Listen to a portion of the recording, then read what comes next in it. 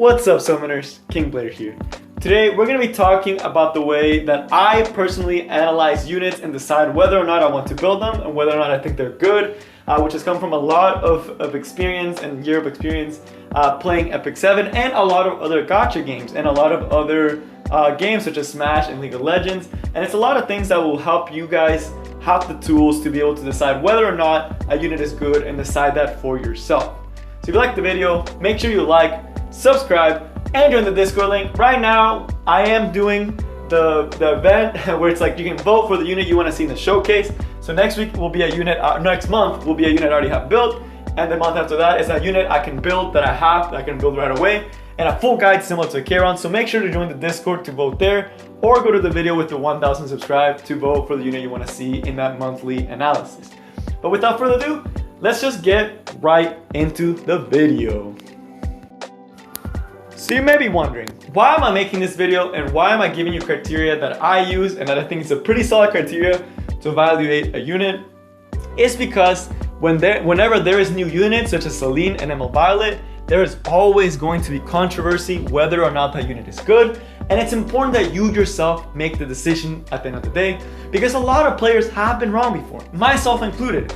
Everyone doesn't always get it right. So it's important that you yourself have your own criteria that you use. And I'm not saying this is the end all be all criteria for everything you need to use and every single time there's a new unit and for every game, but it's something that I've developed over time from both League, Summoners War, and Smash, playing like a pretty high level for a lot of those different games, and Epic 7 of course, that I feel like this criteria will help you, especially because there has been scenarios in Epic 7 where people didn't get it right and a lot of people missed out on an amazing unit, which is the biggest inspiration for this video, which is actually Cerise, and you will see her pop up a lot because this criteria would have avoided the scenario where you don't pull for her. So when she came out, people thought she was trash. People said don't pull for her. Even though she was limited, people were like, she's not worth it, she's just a toy, it's just to like complete the collection. Turns out Cerise was amazing and is amazing. She continues to be one of the like a highly used unit, highly coveted, very strong unit. And if you have listened to a lot of those players, you would not have a Cerise right now. So it's very important that you have your own criteria, and she will show up along the video where we talk about it. So as far as how the video will roll out, I will be putting the criteria as a black screen before I talk about it, and then I'll show examples of it, talk about it a little bit, and just give you guys the idea on what you need to be doing whenever a new hero comes out so that you can make an informed decision based on your own thoughts. So that way it's like you can decide whether a unit is good or not, and you don't rely on other people. While it is good to use other resources, you should never rely on a single resource. And I'm always gonna tell you that no one can get it right every single time. So yeah, without further ado, let's roll to the first criteria that even before you look at a unit's kit, the first thing you need to do. Let's roll to that criteria.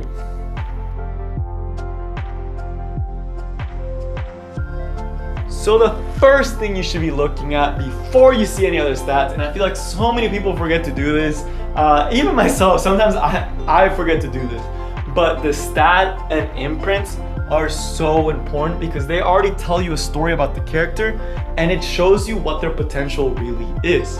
If we look at someone like Charon, for example, to show how important stats are, before we even look at his kit, we already know from looking at his speed, 129, he's the fastest unit in the game. So regardless of kit, this is already something that should put up a red flag that, hey, this unit could be really freaking good, regardless of kit, because he has high attack, high HP, and has pretty nasty speed. So already, boom, that's a red flag going on in my mind. And then I see the crit rate and I'm like, okay, that's a lot of things that are like, just from the stats, I can already tell you that this unit is going to be either a high speed threat or a high damage threat because he has a crit rate and the attack. So it already tells the story, and a lot of characters have really good stats are going to be good units.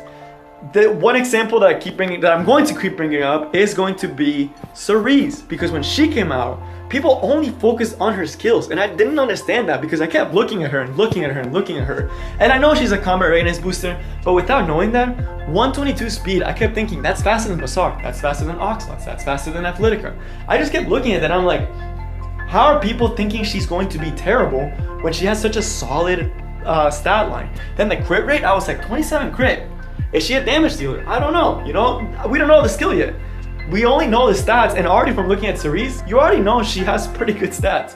But that doesn't just extend to offensive units. You might be thinking, okay, that's Kara and that's Cerise. That's obvious, right? But there's other things, like smaller nuanced things, that you also need to be looking at. So one of the best units in this game is FCC, and she boasts a nasty HP stats, hitting almost 7k. I already knew when I saw those tanky stats, I was like, she's going to be toxic. Because I know she's a knight, and we'll see in this next part, it's going to be the artifacts and it's going to be a little bit quicker. But off the bat, from the stats, I look at this and I'm like, dang, high defense, high HP.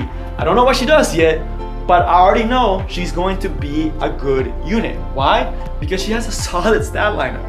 And this can also extend to showing you limitations on characters. So talking about someone more recent, Celine. So Celine, off of the bat, her stats do limit her in some ways that you do have to realize. So one of the biggest things is her defense is abysmal.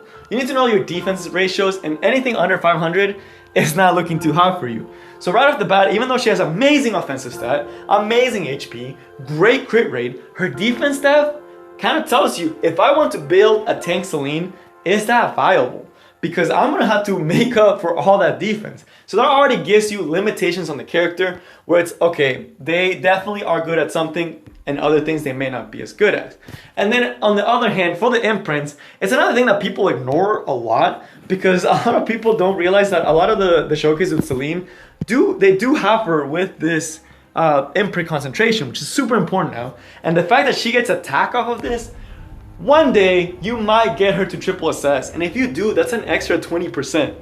That's nuts. That is actually really, really good. Another unit where this is really important on is going to be Vildred, because even though Vildred may not have the best style lineup, like he's fast, he has damage, but on top of all this, what makes him a great unit is this imprint concentration, because he's one of the few units that can actually give you plus 12 speed to your whole team. So already, if I just see this plus 12 speed, I already know that unit is something I need to watch out for. Yes, he has the stats to boast it, because he has very, very solid attack, very solid speed, doesn't have as low as defense, and has pretty decent health. So right off the bat, I know this hero is going to be someone that could be useful. So you may not see Vildred all the time, but you do see him because of an imprint concentration. So yes, the very first thing you need to look at is stats and imprints, because they are very, very important to the hero.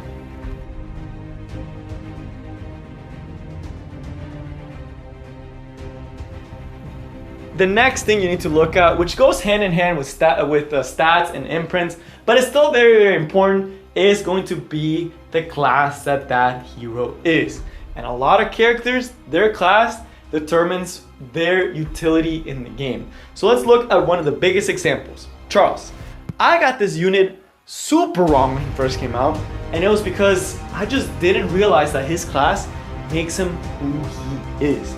The fact that Charles is a knight, like so many other knights, he has access to Elris Sword, and I kept trying to compare her to Falconeer Clury, and at the time Falconeer Clury was broken, and Charles didn't see as much play till like Seaside came out.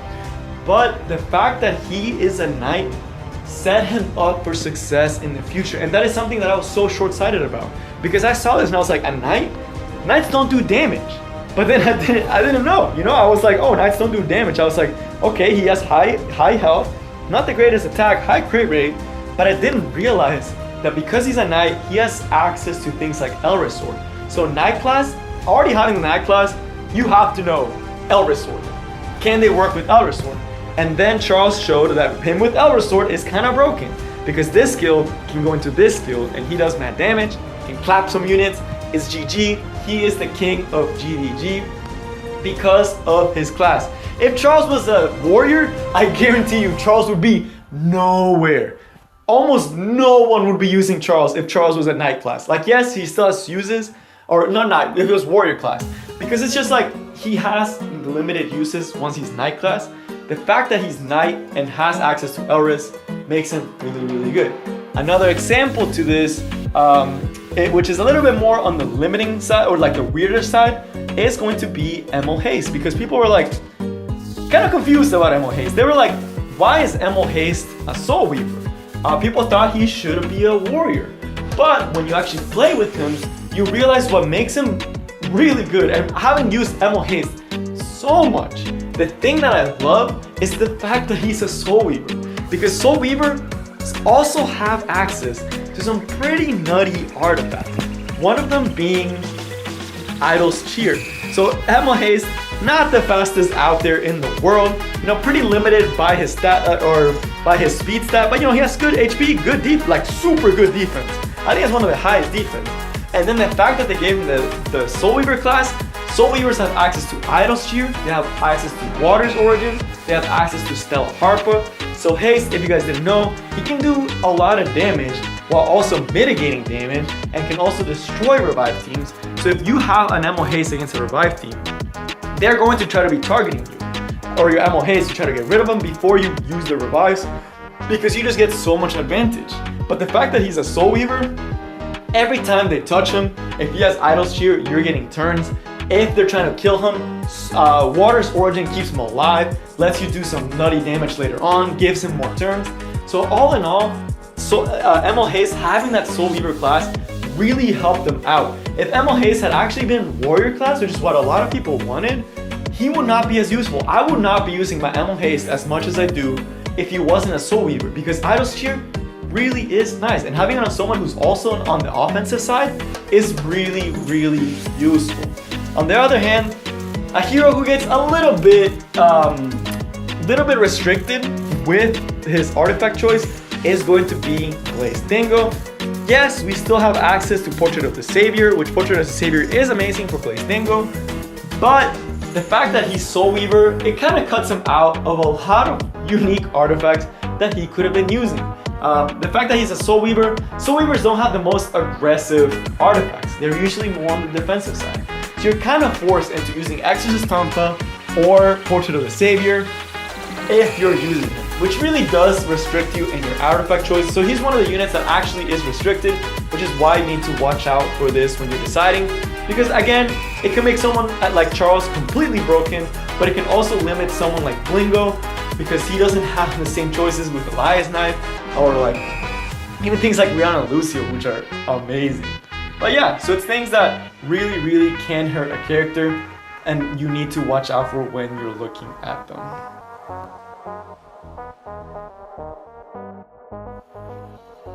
The next thing we're gonna be looking at on the hero is going to be the utility that they have and how good is their utility. This is more important for units, for all units, but because all units have some form of CC, but it's more important for debuff heavy heroes. So now we're actually starting to look at skills. We're starting to decide for ourselves whether or not this hero is actually good. And no one exemplifies this as much as Moonlight Aura. So yes, she has fallen off a little bit because your card's more set up, there's more counters to her, but when she was released, everyone knew she was going to be broken, and she enjoyed like 3 to 4 months of her being queen of Arena. Why? Her ultimate had 100% stun chance. That's all everyone cared about. The burn was just icing on the cake. Because first, you look at the first things we looked at, right? So we looked at stats. So her stats are pretty trash. I'm gonna be honest with you, her stats are abysmal. Like, yes, her attack is on the higher side. Her HP, she gets one tap by almost anything. Her defense is decent, but her HP is too low. Like, it doesn't matter if you have that much defense. You're just gonna die to a Elantra Shuri at the time, or a Little Queen Charlotte, or you're gonna die to an Emerald Violet. And then her speed wasn't on the fast side. 106, there's way faster units. But she was broken because she had a skill that was 100% chance to stun. And that debuff is crushing. It gives you an extra turn to deal with them. It does damage, and then the burn complemented her attack. So yes, we mentioned that stats are important. We mentioned that imprints are important. She does get attack, which is nice for herself or for her team, because then your team can follow up with her stun. So her imprint was good on her favor. Her stats were not the best, but the stun made the difference. The stun made her be a queen in Arena, and she was nasty. If we look at another hero, this guy has never seen play. Unless you're like low Arena, I don't expect you to be using this guy. I have never seen one be used, and that is Serato. His skill 3, his skills, his stats, about the same. as Aura. He has slightly less attack, right? Slightly less defense. You know, like nothing crazy. But the skill 3 doesn't have 100%. This unit is trash. Emo Aura was actually really, really strong. And they've been around for almost the same amount of time. Why? Because the S3 wasn't a 100% chance. If they changed this to be 100%, he would see way more play. So that's what I'm saying, where you need to start looking at debuffs. So that's just like debuffs as a whole, stun and consistency. We mentioned consistency is everything. So that's part of that consistency aspect. So let's look at someone else who has crushing debuffs. Dizzy. When she came out, everyone on should be good. Why? Her debuffs. This, if it hits, you won the fight. It's GG. With just this kill, you were like, oh, she misses? Doesn't matter? Oh, only thing that's gonna save you is like resistance and immunity. And that's just, man, y'all, I can't explain to y'all how important utility is, because just having this makes you so good. And we already know this, so I'm not gonna stay too long on her. Let's just keep looking at examples. And a lot of them are mages. Another utility hero is someone like Tenebria. Tenebria at first was really bad because she was a decreased defense breaker who only had up to 75% or 85% chance, and Emil Tywin had 100. Which is why Emil Tywin was used everywhere, and Tenebria kept getting buff after buff after buff. But then they added the sleep, and people still sleep on this character. I don't know why, but they added the sleep, broken. She like increasing the consistency of the sleep, making her get extra turns with sleep. Y'all, Tenebria, even though it's not 100% still, the fact that she has access to sleep, who can stun consistently, get extra turns, it made Tenebria who she is today. So you really do need to look at debuffs and how likely they are to land. So now, with what we learned, let's go look at Cerise again. Cerise ultimate gets up to 100% chance to decrease defense, strip duration by 1. So yes, she won't be able to strip the FCC barrier because I'm pretty sure FCC barriers are 2 turns, but she can strip immunity. So she can land restrict and land decrease the speed. People still thought she was trash. I don't understand this. Already, with these 3 criteria, you would already have pulled for Cerise. And that's what I did. I got to this point, I didn't know I was pulling for her. I didn't even look at the skill 2. Skill 2, stuns 100%. You're telling me this is bad. That's crazy. Like, I know this is very like elementary, and a lot of you guys are probably like, oh, come on, I knew this. But the fact that Cerise was so slept on when her banner was out really shows me that a lot of people don't. And it's the fact that she has access to strip, decrease speed, and restrict. Such a unique debuff. And people still thought she was bad. And then she has access to a stun. People thought she was bad. I don't understand. I really don't know how. Because already with just this 3 criteria, we already know Cerise is good. So it's like, yes, hindsight 2020, but people still thought she was bad. So okay, that's the first 2 criteria. So now we're actually gonna start getting to the point where we're gonna be start talking about things that are a little bit more on the meta level. So right now, this is just foundational stuff. You know, utility is important. Damn it, it's like all this stuff is important. But now let's actually start looking at the meat and potatoes of a character, because now it's just the basics. It's just stats, imprint, debuffs. Already this can tell you a lot, and a lot of the times I do use these 3. But now let's go more in depth into other aspects of the character.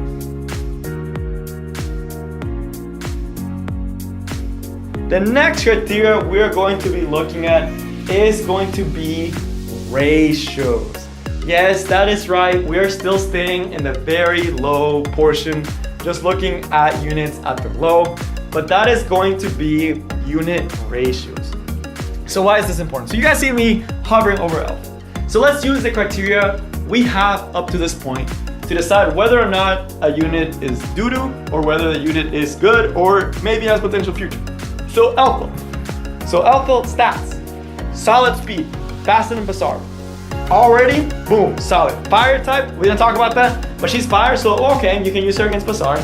We'll talk about more how that relates to like analyzing a unit. But for now, stats looking good. Imprint, not the best, but you know, attack is nice. Effectiveness can never go wrong. But attack, okay, that's pretty good for your team to have extra attack. All right, so that's looking good.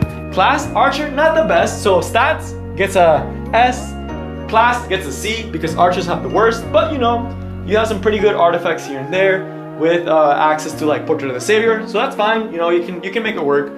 Class not the worst thing in the world.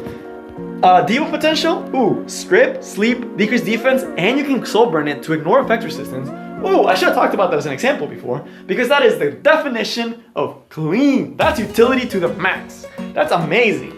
And then you see the skill 2, decrease defense to the enemy. Ooh, she's looking clean. And now we start looking at ratios. So you guys know the controversy. She has terrible damage ratios.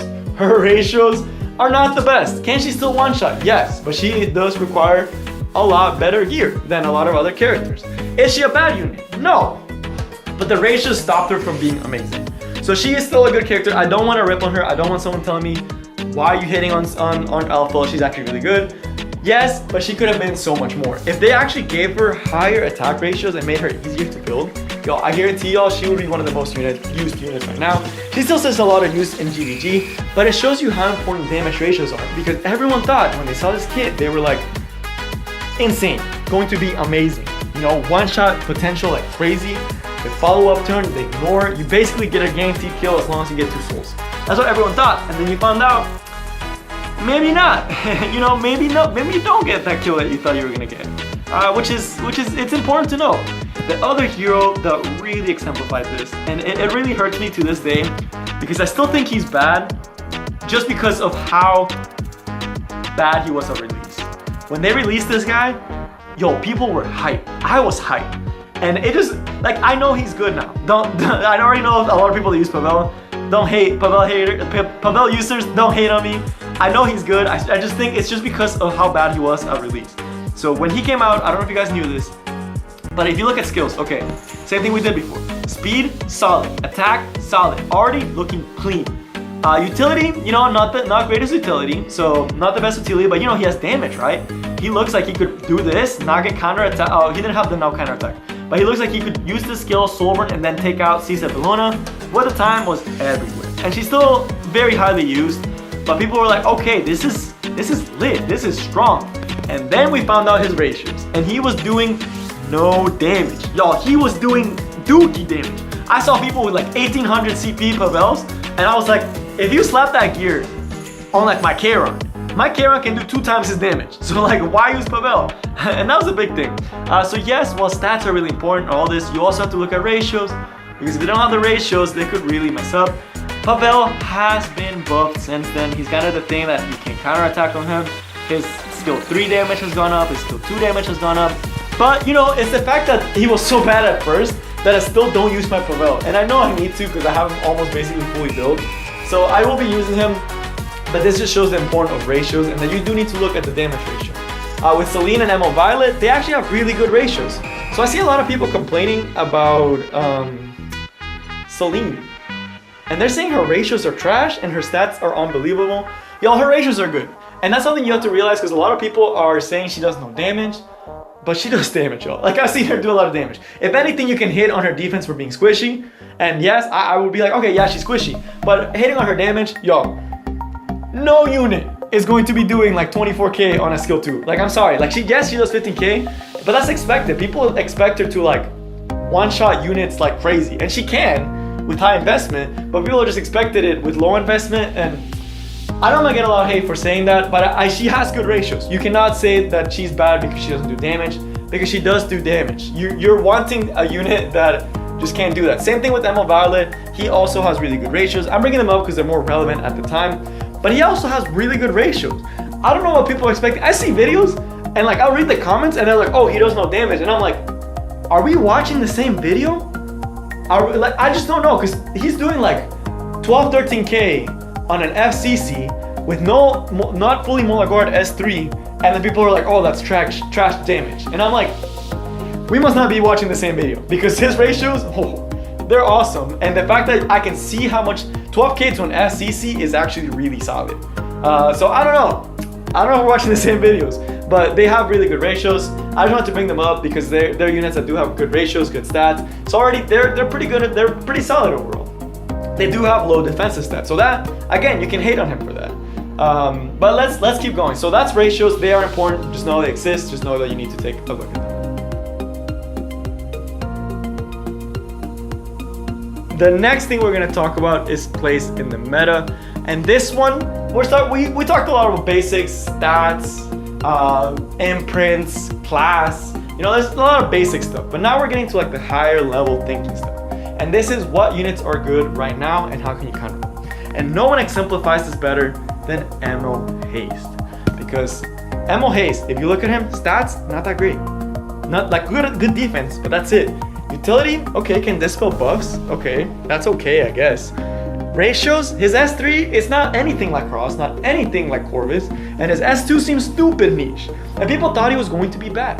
But what people didn't realize was that he counters Arbiter Vildred so hard, and Arbiter Vildred and Maid Chloe are so prevalent that he is a great unit because the fact that he counters those units so freaking hard.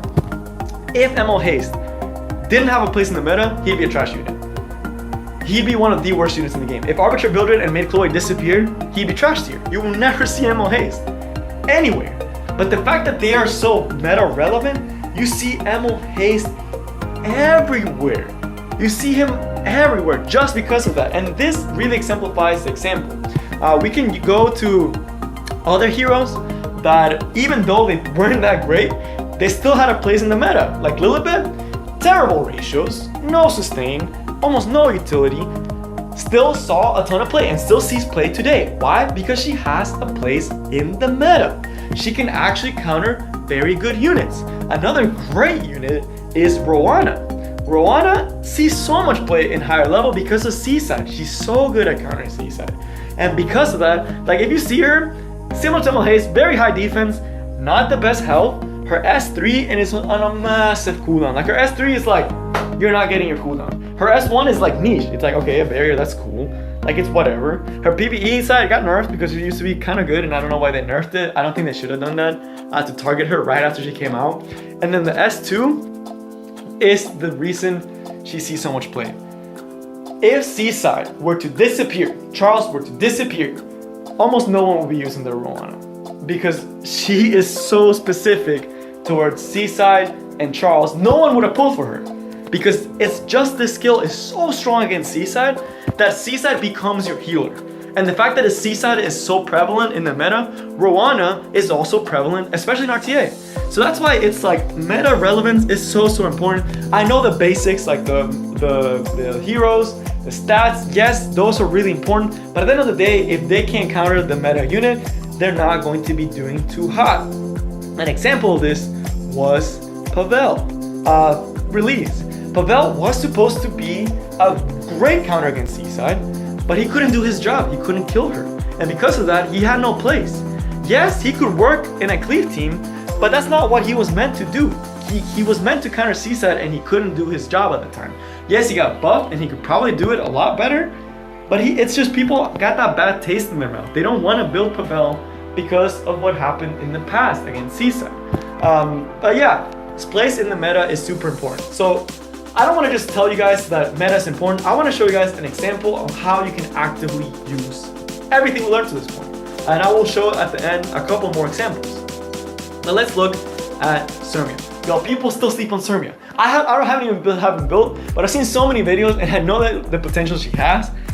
Y'all, she is something that we can use everything we learned at this point. So stats, great. Attack is so nice. Speed is not abysmal, so that's good. HP is decent, defense is decent. So she's not just dying, she's not getting like one tapped. Okay, so that's good. So S1, some utility, you know, gets herself her own attack. Her ratios, stupid solid. Wise people, and then place in meta, in GVG, she can destroy Charles. She can destroy Charles. So many people complain about Charles. So many people say Charles broken. And then they lose and lose and lose and they don't do anything about it.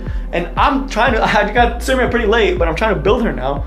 But it's just using what I learned because I know Cermia can help me against Charles and has all the makings of a great hero. And people aren't using her. I rarely see Cermia and she's so good. I already know when I finish building her, I'm so excited for 2 months from now, I'm gonna be using her everywhere because I just know she's going to shine so brightly.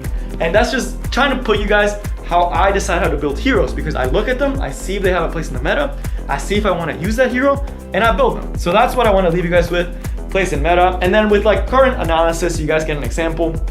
More recently, Celine, still really, really good against Oxalots. In RTA, really, really good. In defense, you can make her work. Oxalots is still really popular, right? So you can definitely make her work in defense. People are so quick to write her off. I don't know why. Like, yes, she needs investment. Yes, she's hard to build. But if you put the work and the time into her, she has the potential. And that's the thing, she has a place in the meta. She's going to be a good unit. And she can kill units. She can actually kill against Oxalots. In RTA, super duper strong. In regular arena, in offense against certain teams, super, super broken. Really good against Seaside. So again, people are way too quick to judge a unit. People don't see the place in the meta. People don't realize the potential units have. So that's what I want to tell you guys for this part. Kind of show you. Oh, and then Emo Violet, he's a completely different beast. He is trying to make his own meta, which is why it's so hard for him right now. But we'll see in the next one why I have such high hopes for Emo Violet. And the last thing that people always seem to forget.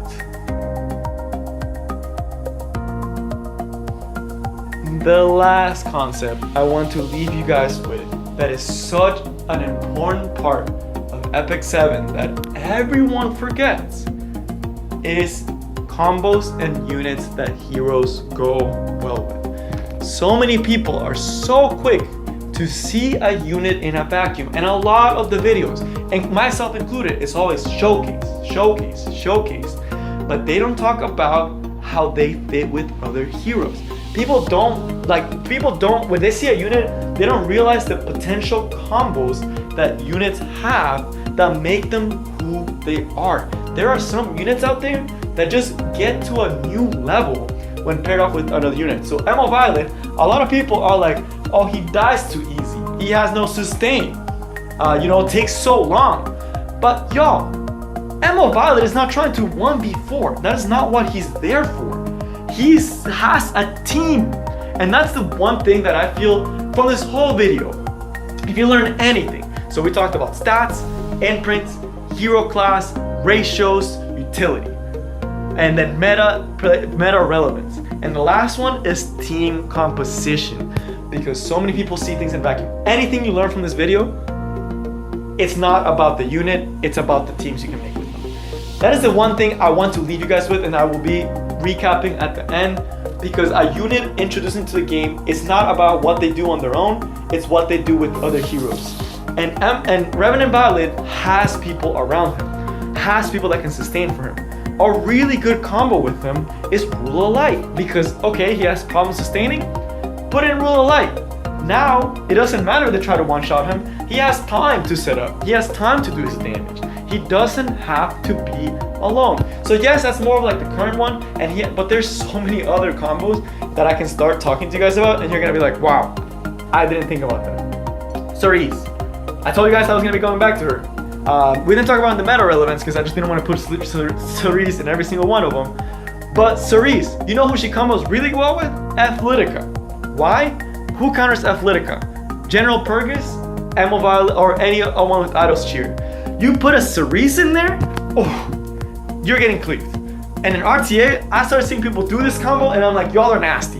Y'all are crazy. Because they still get their cleave if you ban their Emolytica, but they also cover Athletica's weaknesses with Cerise forcing your ban. And the fact that that combo exists is so freaking good because she's able to have that skill. So Cerise, people just kept looking at her in a vacuum and didn't realize there are people going after her. There are people who can work around this. The fact that she can be untouched for a turn and then stun and have like a Specimen Cess attack and kill a unit, people weren't talking about that. People were just talking about, oh, it's like, why not just use Basar? And that's all people would say, because oh, Basar can do this by himself. But then with other units, Cerise is actually better than Basar in certain scenarios. And that's something that people have to realize. Another unit that it just gets on a completely different level is Elena. Elena by herself, honestly, yo, she's trash on her own. Because she's not like Crimson Armin. She doesn't passively give your team two passes. She doesn't give you a barrier at the start. Yeah, she has this nice damage reduction. It's nice, but it's no Crimson Armin. You're not getting a massive barrier like FCC. And then her invincibility, it's like, okay, she's not the fastest unit. She's not setting this up right away. You can easily Bazaar, right? But people don't realize she's not on her own. You can have a Lilius. You can have an ambitious Tywin. That combo is crazy. And Elena is so much better because of that. If Lilius wasn't around, if it's just Elena, oh yeah, it's an easy clap. She's not that great. You can easily counter an Elena on her own. But if you pair her up with someone like Lilius or ambitious Tywin, she goes on a completely different level because now you covered her weaknesses with someone else. The other one is Sigrid. I know this a lot, but I feel like it's so important. Sigrid, PvP Sigrid, kind of trash on her own. She's actually like terrible on her own. But no one exemplifies a good combo like Sigrid with Oxlots. Because with Oxlots, you get the souls of a mage and you get access to 2-tap a unit because now you can build her super high damage and then kill a unit and then apply extinction. It's crazy. Combos are a thing. Combos are important. And last but not least, the greatest combo in the world, Tema Iseria. Tema on her own in PvP is nothing. But if you have an Iseria, one of the most broken starting combos. Probably one of the best cleave combos to start a game with. 50% combat readiness boost. Reset with Iseria. It's just so broken. But if you said Tamarin for PvP without Iseria, she's trash. She's not gonna do anything for you. She's taking too long. But that is the biggest thing I can leave you guys with is combos. How does your unit combo with other heroes? I know this is probably the biggest concept because right now, even like with Celine, the last hero, because people keep saying she's trash. And I'm just like, yo, yes, she's high investment. If you say high investment, not worth it, I'd be like, okay, I can respect that. But saying she's just trash, that's wrong. Like, I'm sorry, it's not true. She's not a bad hero. She's a high investment hero, and 90% of people won't be able to build her properly, but she's not a bad hero. That does not make her a bad hero. What makes her a great hero is the fact that she has access to counter Oxlots, she has a place in the meta, she can kill units, she can kill Seaside, and she can pair up with Assassin Cartuja, she can pair up with Rule of Light, counteract her squishiness, because that is her biggest weakness, is that she's squishy. Pair her up with the Rule of Light, you're guaranteed to get up your evasion up, and then you're basically pretty tanky. You can pair her up with Fallen Cecilia, you can pair her up with so many different units. Saying that she's a bad unit because she doesn't insta-kill, or she's high. If you say a high investment, yes, you're right, she's high investment. If you're not going to use her because she's high investment, I completely agree. But saying she's just bad, you just need to check the hero again. You need to really analyze that hero. But yeah, that's what I want to tell you. That is all I have for you guys today. I hope you enjoyed. I hope this video helps you decide on a unit that you think is good, and make your own decisions, because y'all, especially with Celine and Emerald Violet, and even in the past with Cerise, with Emerald Haste, so many people have been wrong in the past, myself included. I'm not above that. I am wrong a lot too. But I just want to give you guys the tools to really look at units on your own, because I think it's important you guys do that. It's so important to be informed. And if anything from this video, just remember, while it's good to look at a unit in a vacuum, you always have to see how they pair up with other units. You can't just say a unit is good or bad based on what you see on paper or from one random YouTube video. The meta hasn't been settled yet. People haven't figured out the best combos for all the heroes. You can't say in less than a week whether a unit is trash or not to pull. At the end of the day, that is your decision, and that is all I want to leave you guys for today. I will see you all next time. Peace.